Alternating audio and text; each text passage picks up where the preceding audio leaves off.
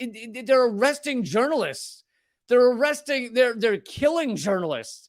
They're bombing hotels with journalists in it. They banned other. But Ukraine's press freedom index has actually gone up. The score has increased despite there being martial law and banned media.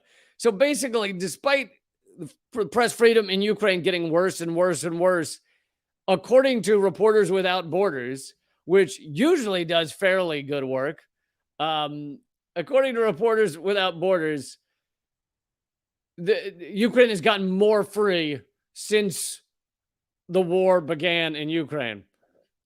France-based press watchdog Reporters Without Borders recently released its scores and rankings for international press freedom. In 2022, RSF gave Ukraine a score of 55.76 out of 100, placing it 106 out of 180 countries surveyed. So pretty fucking low on the list.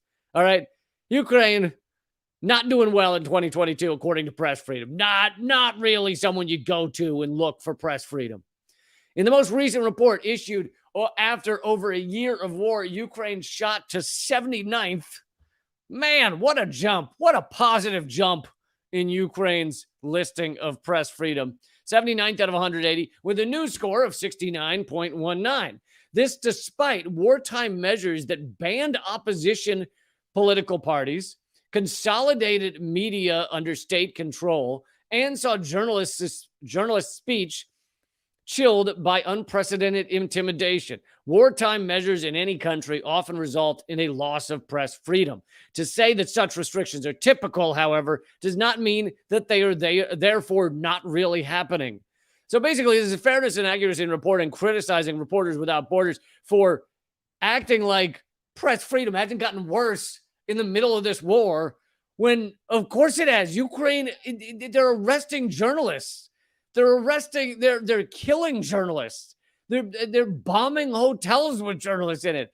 They banned other political parties from being involved. It's like every bit of freedom in Ukraine has been lost as part of this. Whether you support the U.S. proxy war efforts, sending $100 billion over there, or you support Russia's efforts, either one, it still doesn't change the fact that the press has gotten less free in Ukraine.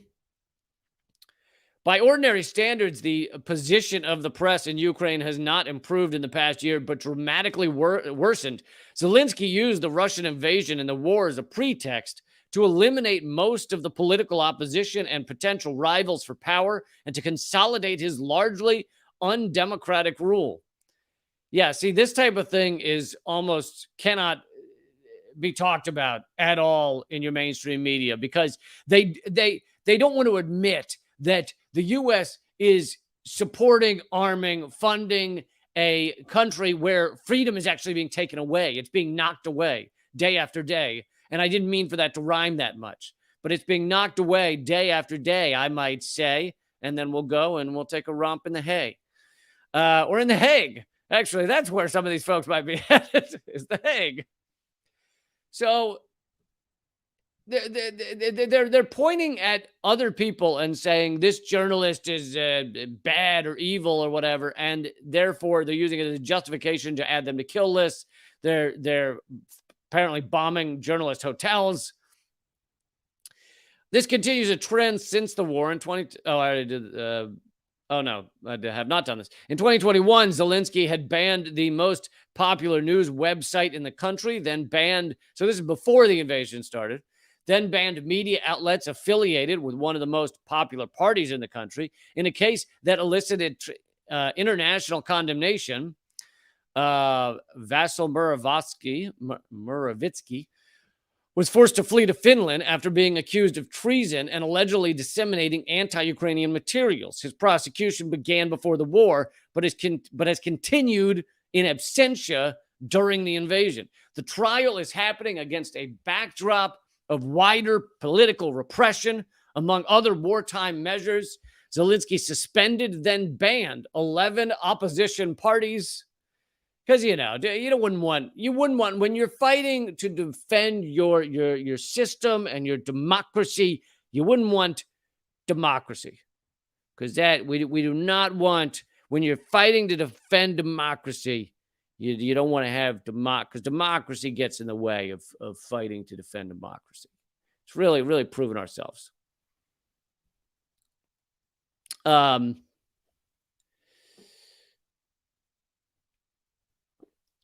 of these parties had even held 10% of the seats in Ukrainian parliament before the move. Journalists and anyone else with a political opinion are well aware of the consequences of speaking out and the pressures that have only intensified. So, yeah, they're crushing all remaining. They're crushing all remaining humor. Sorry, I read someone's comment. They're crushing all remaining journalism, and then they're pointing to others and trying to get them added to kill lists. I mean, it is just the most hypocritical, and we're funding this.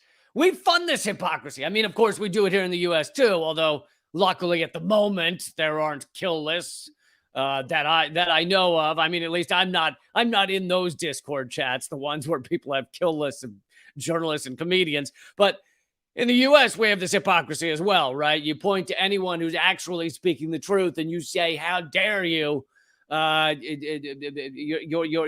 You're harming press freedom," or something like that. And so I guess this is the U.S.